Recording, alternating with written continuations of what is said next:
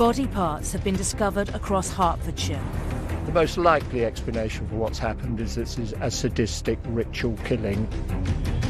A murderer is playing games with the police. No one had come across this before.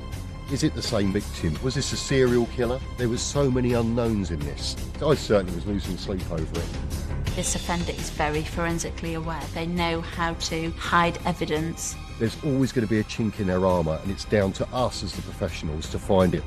The forensic scientists will have to go to unprecedented lengths if they're to catch the killer at the crime scene.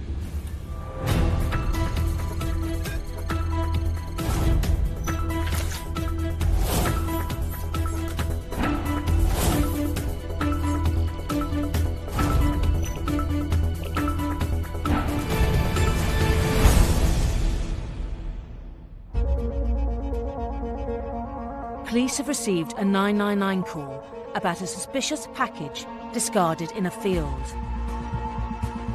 I was the on-call detective sergeant for the Hertfordshire murder team. I think I was eating my dinner at home and got the call that they'd found what they believed to be a severed left leg in a very rural location, completely the opposite side of the county from where I was living at the time. A local farmer has discovered a small holdall on the edge of his field. Inside, a human leg, wrapped in blue polythene and sealed with duct tape. It was routine really to be called out to suspicious deaths and bodies, but body parts, certainly not. That was the first time for me. Detective Sergeant Ian Siggery races across the county to Cottered. Cottered is a lovely, lovely village. It's Middle England, as I would call it. Really nice rural location, so quite a concern for the residents of Cottered. Ian and his team cordon off the country lane and the vicinity around the discovered body part.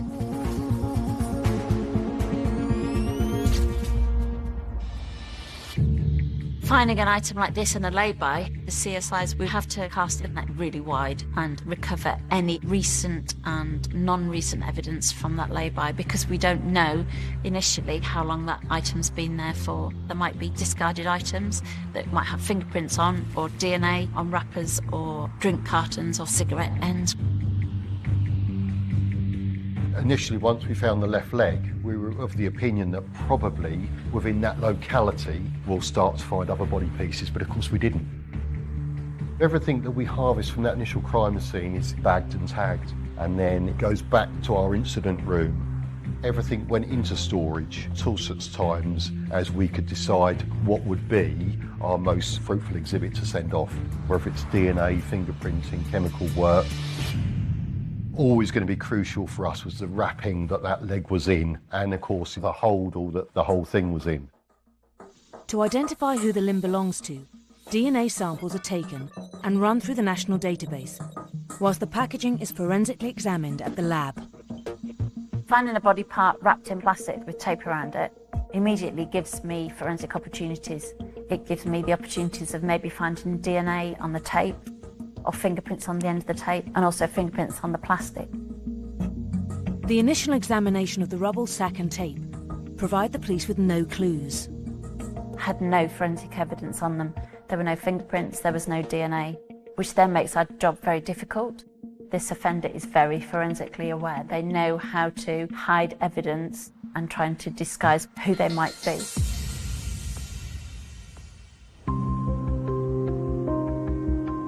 All of the routine inquiries that we carried out in Cottered really came to no avail. No one had seen a car parked in the lay-by at the material time. No one had seen anybody dumping anything in the side of the field. So we were none the wiser really when it came to Cottered. The results are in from the DNA samples taken from the limb discovered in the holdall. Unfortunately, it came back as no trace, so the body part remained unidentified. It was quite disheartening really, because we knew that if we identified who our victim was, then naturally the offenders would follow very soon thereafter. The pathologist did, however, make an observation about the efficiency of the amputation. Whoever carried out this dismemberment had done so in a very, very professional way. We were hypothesising, well, was this a medical amputation? Experts tell us that the dismemberment itself was very skilled, clinical and professional, and that indicates that there may have been some prior experience or practice in dismembering bodies. It requires great anatomical knowledge to cut at precise cutting points, so that may be part of the medical profession. It could be working in a butcher's. 7 days later, another gruesome discovery. The second call came in, again on a Sunday.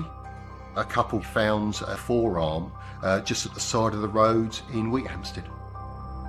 When the call came in, I was sure that would be obviously linked to our leg.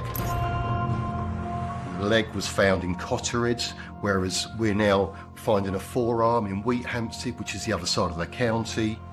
Both scenes at Cate and Wheathampstead were very similar in being very rural and not overlooked by any residential properties.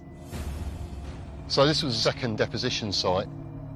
So it's approximately here that the left forearm was discovered by the couple out walking on that Sunday morning. Literally just laying at the side of the road, just off the grass verge.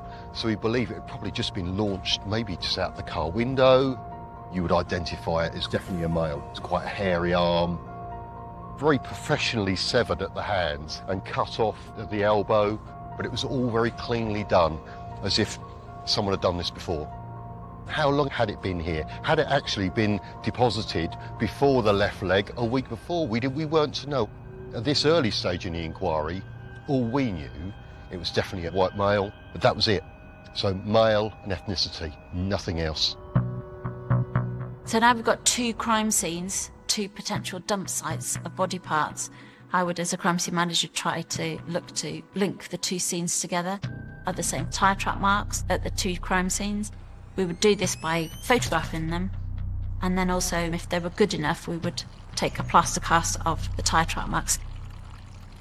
It's important to keep all options open at a crime scene like this, and although tyre track marks aren't the best bit of forensic evidence, we don't know if they're going to be relevant or not, so it's really important to recover as much evidence from the crime scene as possible. We're able to measure the distance between the two tracks to work out the potential size and the type of vehicle potentially, and depending on how worn they are, depends if they've got unique damage in them or not, and whether that unique damage has been replicated in the actual tyre tread. You know, we're not going to have any eyewitnesses to the deposition. We've got no CCTV.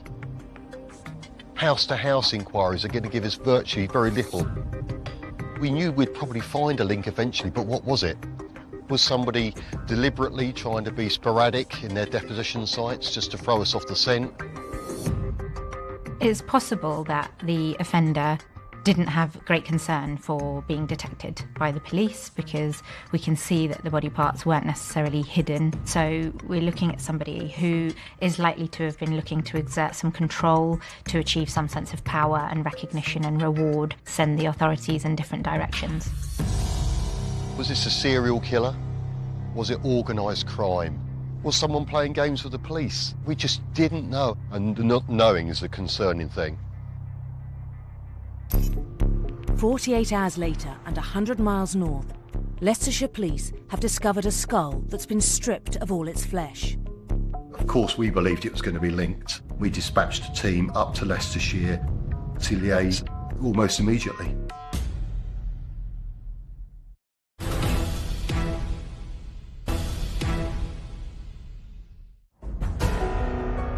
A killer is on the loose.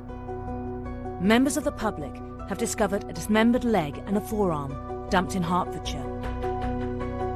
And Detective Sergeant Ian Siggery and his team have now been called 100 miles north to Leicestershire, where a skull has been found. The skull was found in a farmer's field, completely void of any skin, of any flesh, unlike all the other body parts. So we believe that the offenders had carried out the removal of all the flesh and the skin to that skull. A sort of midsummer murder type scenario. A leafy village in the suburbs of Hertfordshire, and they find a leg, and then we find a forearm, and then a skull in Leicestershire. So it really had gripped the nation. A killer who appears to have almost taunted the police and courted publicity by scattering body parts far and wide. There'd been huge media coverage nationally with his body parts turning up. It was on all the news bulletins. The most likely explanation for what's happened is this is a sadistic ritual killing followed by an attempt to generate publicity. It was so high profile that everyone was alert to the fact that they're walking their dog and they came across something, they would have seen it in the news that week. Detectives are appealing for witnesses, for anyone who saw anything suspicious in these areas where the body parts have been left since the 20th of March. The world was looking at us, sleepy Hertfordshire. Once again, the forensics sees hundreds of exhibits, but there's still no fresh leads. The police are hoping the skull and dental analysis will provide a much-needed breakthrough. I think leaving the teeth was a real schoolboy error, because it really was our best method now of identifying our victim. But of course, we need to narrow it down. We just couldn't send these dental impressions out to all of the dentists in the UK. That's just not a feasible line of inquiry. But we knew that once we had a few more clues, then those teeth would really give us the identity of our victim. Several of our detectives just focused purely on missing persons. We're looking at international missing persons as well. Was this someone foreign to our lands that had come across? We went through hundreds of missing persons throughout the UK, and it was a big piece of work for the inquiry team. And if they did fall within our criteria, then we were going out visiting family and relatives.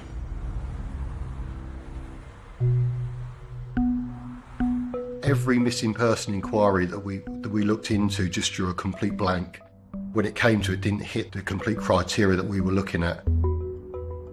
It was quite disheartening at times, because you often say you make your own luck in police investigations, but everywhere we went, we just came to a dead end. We'd failed on the DNA database, we hadn't recovered any hands, so we had no fingerprints to go on. We were getting no luck at all, we were getting no leads to who our victim was, who these offenders were. We couldn't make head nor tail of it, really, to be quite honest. Really didn't have a clue.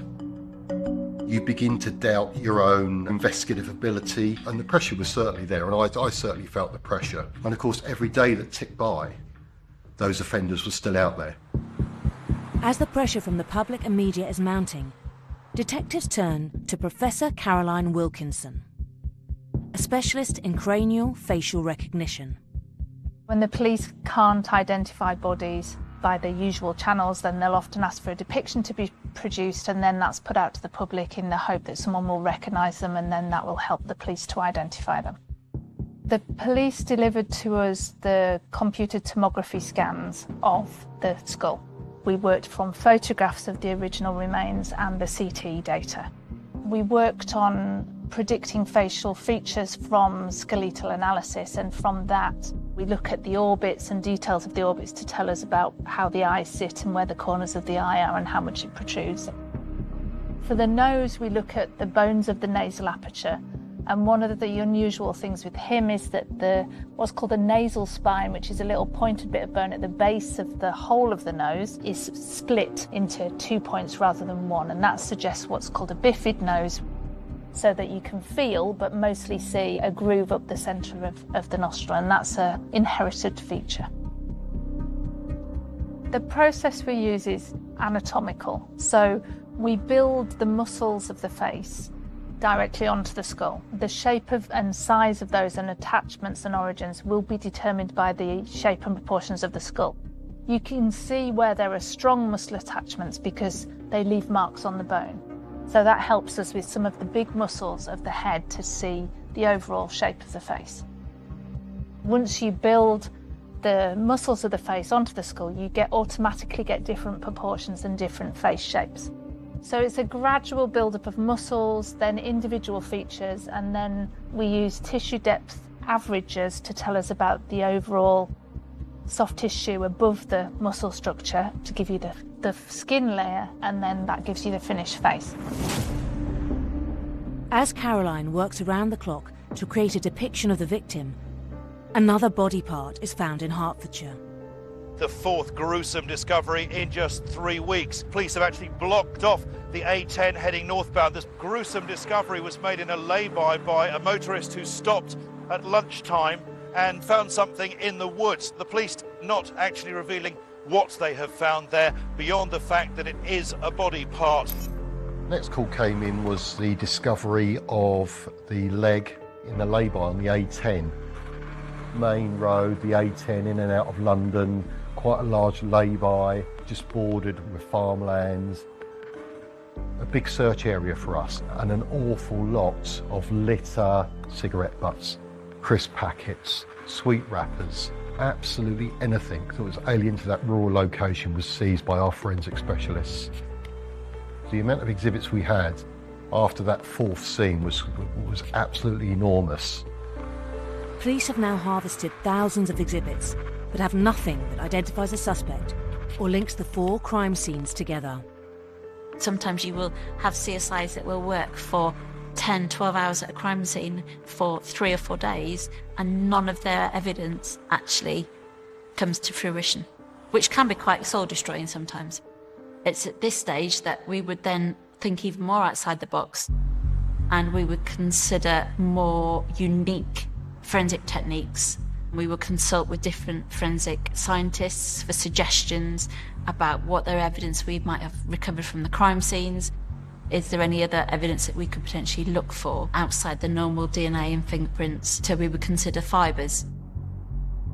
The investigative team came to the laboratory for a case conference to ask for assistance and seeing what kind of ways we could help them in terms of any scientific evidence that might help the investigation proceed forward at that point in time, as they had absolutely no clue or information regarding who may be responsible for this particular crime, or clue as to where this individual had been killed or dismembered.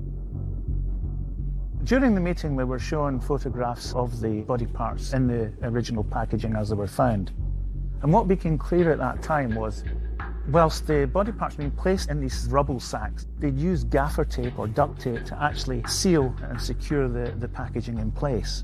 Looking at that, it seemed to me at the time, potential line of inquiry would be to actually carefully remove the tapes that used to secure the packaging and see if there was any material such as fibres or indeed any other kind of trace evidence that was present on the adhesive side of the tape lift that had actually been secured or preserved at the time of the dismemberment and packaging. The act of actually pulling the tape can create a static charge which attracts any fibres near to it to be drawn to the adhesive. The tape was carefully removed from the packages, put the adhesive side down onto a clear acetate sheet. It meant we could actually turn the thing over and examine it microscopically to see if there was any material there.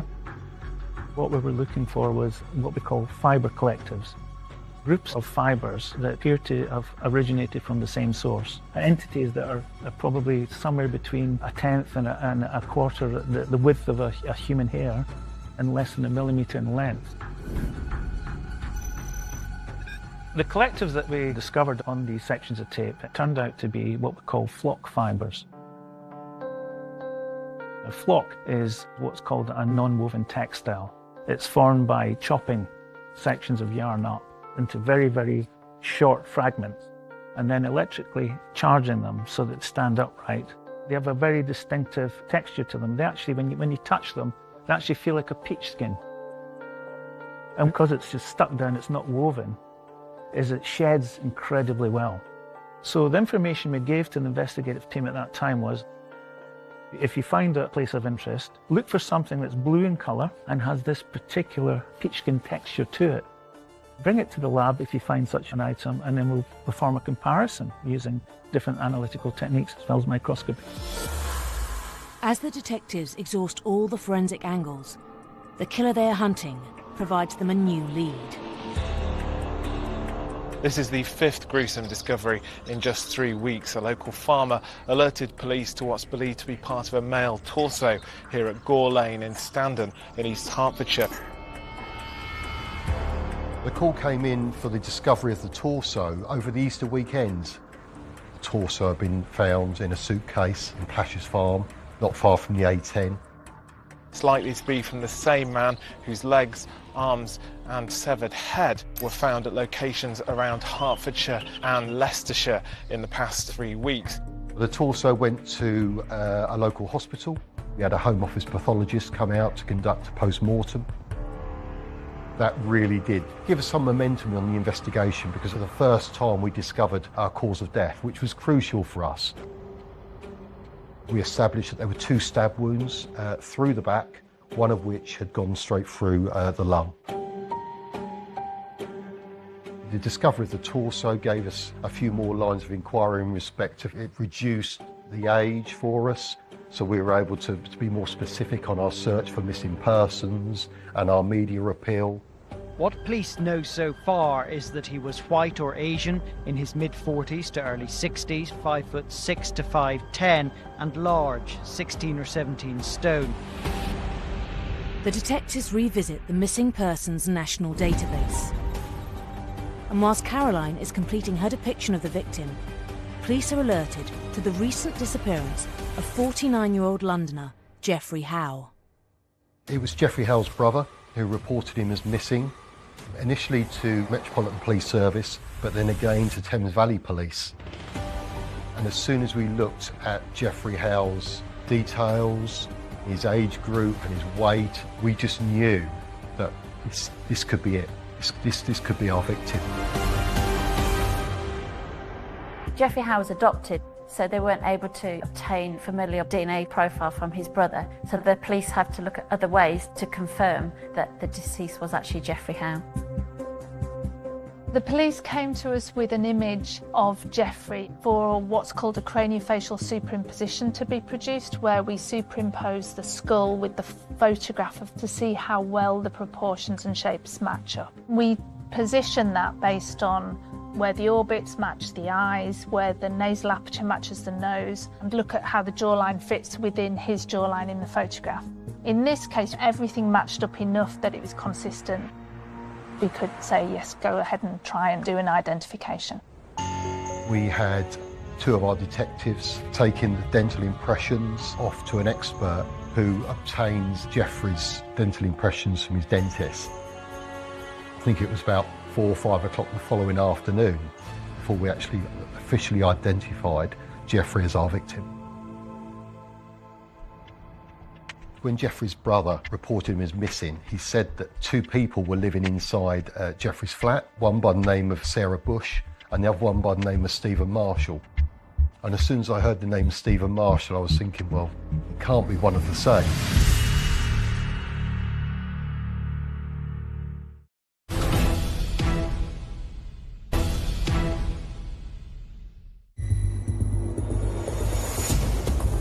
Police have confirmed that the dismembered body parts they discovered scattered across 2 counties belong to 49-year-old Geoffrey Howe, who'd been reported missing by his adopted brother.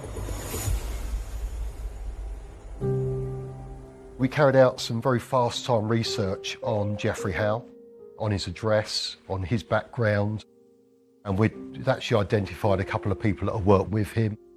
What we can say about Geoffrey, he was a really lovely, genuine man, hard-working, well thought of by his work colleagues and family, worked all his life in the kitchen sales arena, was good at engaging with people, was friendly, portrayed exactly what he was, a nice man. Geoffrey was described as being very kind, caring, open, generous, sociable. He was described as having a heart of gold. When Geoffrey's brother reported him as missing, he said that 2 people were living inside Geoffrey's flat. Geoffrey took them both in because they had nowhere to live. They were on hard times. One by the name of Sarah Bush and the other one by the name of Stephen Marshall. I'd known Stephen Marshall from very early in my policing career. He and I had sort of grown up together, me as a young police officer and him learning his trade as a criminal, really. And our paths had crossed several times. In actual fact, I'd arrested him one morning with a prostitute for taking drugs, probably 6:30 on a Saturday morning outside a nightclub in Hemel Hempstead. And I became really excited because I just knew what Stephen Marshall was. and I knew what he was capable of. We decided that we would go down to Jeffrey's home address on the pretense of a basic sort of generic routine missing person inquiry. As soon as that door was opened and as soon as I shook hands with Stephen Marshall, I just knew. Certainly at that point, Stephen didn't recognise me as that young PC from Hemel Hempstead all those years back. But I certainly recognised him because he was quite possibly unforgettable, really. He was quite an imposing character. He was good 6'2" tall, well built. He was well into his fitness several years previously. In actual fact, he'd had a failed business as a gym owner. I was nervous, but I could see that Stephen Marshall was more nervous than I was. We sat down in the kitchen and I could see his leg just shaking underneath the table. And I just knew I needed to not raise any of his suspicions, really. I had quite a polite conversation, just chatting about himself and his girlfriend, Sarah Bush. And then obviously on to Jeffrey, and where was Jeffrey? Both Sarah and Stephen had said that they'd last seen him in February time. Jeffrey had financial troubles, didn't know where he'd gone, he just upped and left. And he couldn't really give any more detail about that, which straight away was ringing alarm bells for me, because he portrayed Jeffrey to be one of his best mates. Jeffrey had allowed him to stay in his flat, so surely he must have known where he was, who he was with, where he'd gone. I recorded everything contemporaneously in a book quite deliberately, because I knew that's probably going to prove quite crucial in our investigation and later on at court. I could see through him that he was lying, wasn't making an awful lot of sense. Had a look around the flat, and there was no bed, which was unusual. There was just a blow-up inflatable on the floor, which we really couldn't figure out why that was. So it just wasn't right. I just knew that I needed to leave the flat, just to give us a little bit of time to decide exactly what we were going to do. We had a brief discussion, and I just said, look, it's Stephen and Sarah, I know it's them, get them in. We had a number of different officers outside, called them all in, and I just walked in and said, Stephen Marshall, I'm arresting you on suspicion of the murder of Jeffrey Howe. He recognised me at that point as being from Hertfordshire, and said, I remember you now. Stephen Marshall was under arrest, Sarah Bush was under arrest, and then we took them back to Hertfordshire. Are you surprised to learn that Jeffrey Howe's been murdered? No comment. How did you feel when you found that he'd been murdered? No comment. Stephen Marshall refused to answer any of our questions, just made no comment to everything he was asked. Are you surprised that he's been murdered? No comment. What can you tell me in relation to his murder? No comment. Do you feel upset by his death? No comment. If he was an innocent man, why wasn't he helping us with our inquiries? Why wasn't he talking? Why wasn't he engaging with us? And do you feel upset by the fact that not only has he been murdered, but someone's chosen to dismember him and place parts of his body around the countryside? No comment. How does that make you feel? No comment. I think Sarah Bush was less comfortable with the cell block environment, less comfortable in telling the lies that Stephen Marshall was. He just knew he had to keep quiet, say nothing, and make the police prove it. Are you responsible for the killing and the dismembering of your friend Jeffrey Howe? If so, why did you kill and dismember Jeffrey Howe? No comment. It really was all the circumstantial evidence at that time, but we need hard and fast evidence. We need forensic evidence to say that was the scene. This is the room it took place in, and this is how it took place. The flat was deemed our crime scene. We couldn't really see too much signs of it being the scene of the murder. If someone's been murdered as brutally and as horrifically as Jeffrey Howe was, and then cut up into several different body parts, even if you've cleaned up as well as you can, it's highly likely that we will find a lot of blood at the scene, a lot of blood pattern distribution. We would lift the carpets up, would look in the floorboards to see if there's any traces of blood. Forensic scientists use ultraviolet technology to investigate the bedroom where the airbeds were. Once you started taking up carpets into the underlay, it just looked like brown staining. forensic team utilised ultraviolet lighting that showed up just an excessive amount of blood. We took off skirting boards. In the grout in between the tiles, there was an excessive amount of Jeffrey's blood. They'd done a really good clean-up operation inside the flat, but not good enough to stump the forensic team. It was identified that the murder had taken place, we believe, inside the master bedroom. Dismemberment had taken place between the bedroom and the ensuite shower room. Maybe Jeffrey had fallen onto the bed. The mattress and the bed were just covered, very heavily soiled in Jeffrey's blood. So they had to get rid of those. As a result of our house-to-house inquiries, we identified a local resident that had seen a male a couple of weeks previously carrying a mattress from Jeffrey Howe's block of flats to a local bin store. It was fortuitous that on the day of the arrest, that resident was at home and saw us walking Stephen Marshall out from the flat. And she identified in her witness testimony that the bloke that she had seen carrying the mattress those weeks previously out to the local bin store was the same person that we'd arrested.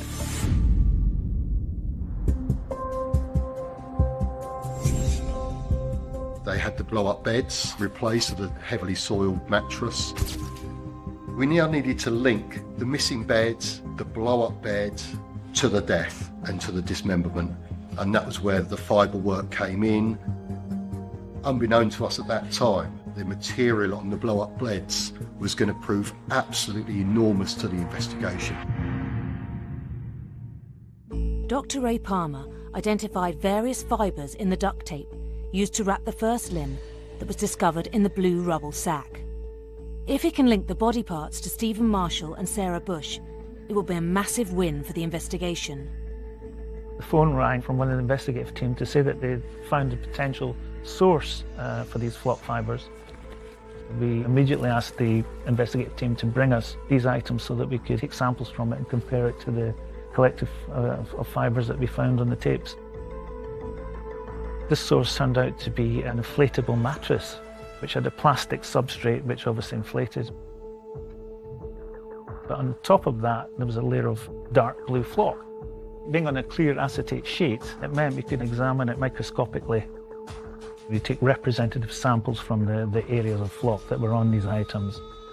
These are then placed on a comparison microscope, which allows you to look at the reference sample from the mattresses against the fibres from the tapes that used to secure the packaging. In the event that the comparison microscopy shows no differences, then we move on to the next analytical stage, which involves the use of an instrument called a microspectrophotometer that compares the colour between the question sample and the control sample. Again, any differences, you would exclude it. In the event that you cannot exclude these samples by this form of comparison, then we will move on to another technique called Fourier transform infrared spectroscopy, which compares the chemical structure of the fibres down to the molecular level. Throughout this process, we've used this whole battery of comparative tests, and in each test that we performed, there were no differences between the samples. Consequently, we were very confident that these inflatable mattresses were the source of the collective fibres that we found on the tapes. Those blow-up beds must have been in that room at the time that Stephen Marshall dismembered Jeffrey Howe, wrapped up those body parts prior to discarding them.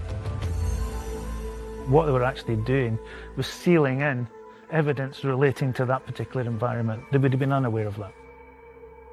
Once we'd identified and compared the flock collectives from the tapes, we went back to the tapes to see if there was anything else present. And we found a number of green polyester as well as maroon polyester collectives.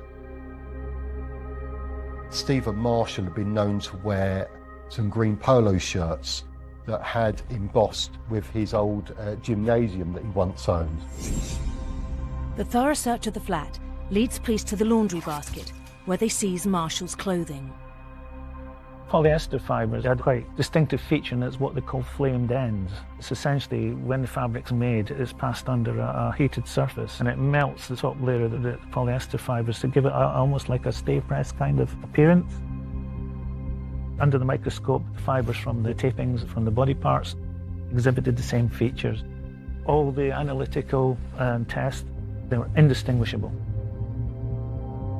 It was those two items actually that proved really, really just brilliant on the forensic evidence. It's a bit like the numbers in the lottery.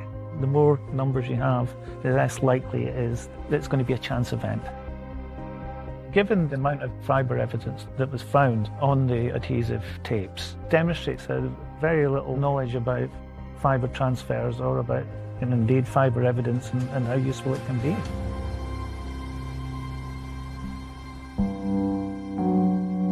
I believe he was a friend or an associate of yours. No comment. And my understanding is he's been quite kind to you in the past by allowing you to stay at his home address. No comment. You would expect anybody that had been accused of murder to shout from the rooftops that I'm an innocent man, that I didn't do this, and especially as the fact that Geoffrey Howe was supposedly one of his best mates.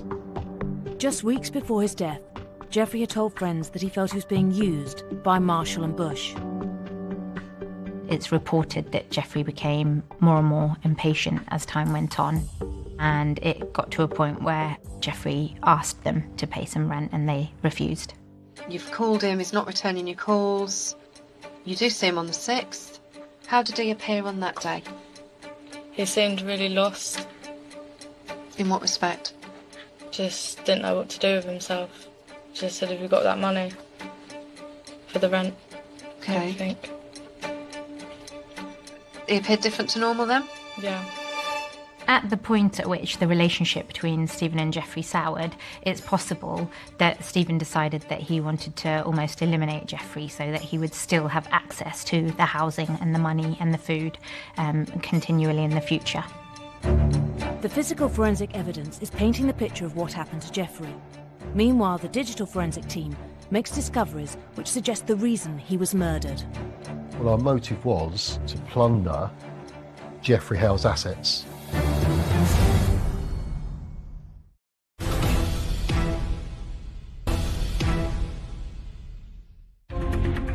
Stephen Marshall and Sarah Bush have been charged with the murder and dismemberment of kitchen salesman Geoffrey Howe. Police must now analyse the digital forensics to prove the motive behind the murder. Post-charge, once Sarah Bush and Stephen Marshall were locked up on remand in prison, the investigation just picks up pace, really. The telephone work takes time. We need to get that lawfully from all the service providers. We got all the data back from Geoffrey's phone to prove that that had stopped working on the Sunday, which was probably the day of his murder. The handset was then sold by Stephen Marshall the following day, on the Monday. They'd sold Geoffrey Howe's car on eBay several days after his murder. And we'd identified where that car was. We'd obtained witness testimony from the person that purchased the car.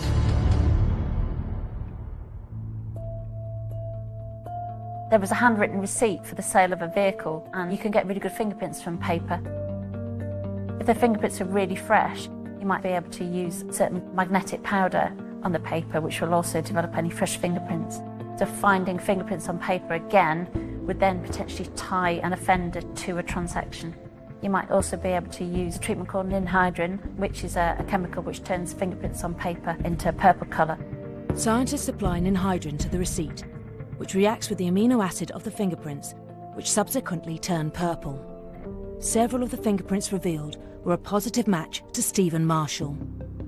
Detectives investigate Geoffrey Howe's bank activity, which further supports the motive behind his murder. Sarah Bush had paid off a Cineworld account. She had opened up a Littlewoods catalogue account, made different purchases, tried to sell Geoffrey Howe's dining room table. It was worth about £4,000 or £5,000. They had completely plundered his bank account. Stephen Marshall had written out about 8 cheques, some to himself, some to Sarah Bush, and 6 or 7 cheques to a friend of his that he owed £800 to. In terms of taking petrol without paying for petrol, selling Geoffrey's car, ordering regular takeaways, cashing cheques in view of CCTV and so on. There's a juxtaposition with the very organised, planned, meticulous element with the killing, dismembering and distributing of body parts versus the frenzied spending spree that ensued. And perhaps that was an element of not being able to defer that gratification, so having sudden access to these resources, namely money, and wanting to go out and use them. They, in some ways, stopped thinking things through so fully and comprehensively and were almost distracted by the easy access to money. At that time, we knew that Stephen Marshall was the owner of a Seat Toledo, and that was forensically recovered back to one of our labs. Painstakingly gone through both the fibre work, fingerprints, DNA, and to harvest all of the exhibits out of that car. Forensic officers compare the tyre track casts taken at the deposition sites to the tyre tread of Marshall's Seat Toledo, but there is no match. However, what they discover in the boot of the car will be crucial to the investigation. We were just blessed to eventually find some blood. I think it was a worktop sample that Stephen has carried around in the boot of the car, and they found some staining on that and sent it off for DNA analysis. We were able to link Geoffrey Howe's blood to the boot of Stephen Marshall's car. That vehicle must have been used to transport the body parts across Hertfordshire up into Leicestershire for the deposition. We were able to do cell site analysis to track both Sarah Bush and Stephen Marshall up the M1 motorway, up towards Leicestershire and back again on the particular day that we say they deposited the skull. The trial was held at St Albans Crown Court, and I've got to say that when I saw him in the dock, he seemed to be a bit of a shadow of his former self, really, because I always saw him as a very imposing man. He appeared to me to be a broken man when he was sat in the dock. Stephen Marshall said, "Nothing to do with me, it's all Sarah Bush."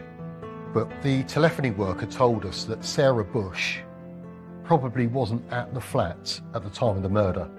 The time of the murder, we believe that she was away visiting a friend. The compelling evidence against Marshall finally brought on a confession.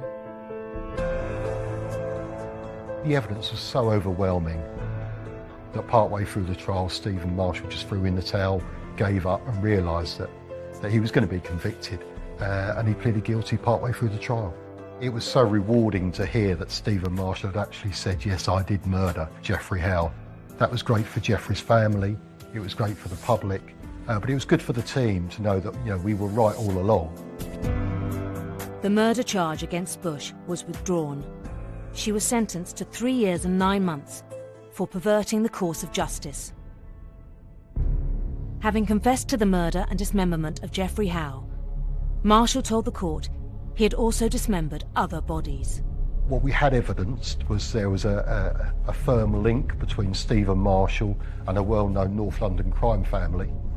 And other witness testimony was obtained whereby Stephen had told people that in actual fact he had carried out other dismemberments on behalf of this North London crime family, and this wasn't his first time, and this is why he'd become so proficient at dismemberment. Stephen Marshall was sentenced to life imprisonment with a minimum term of 36 years.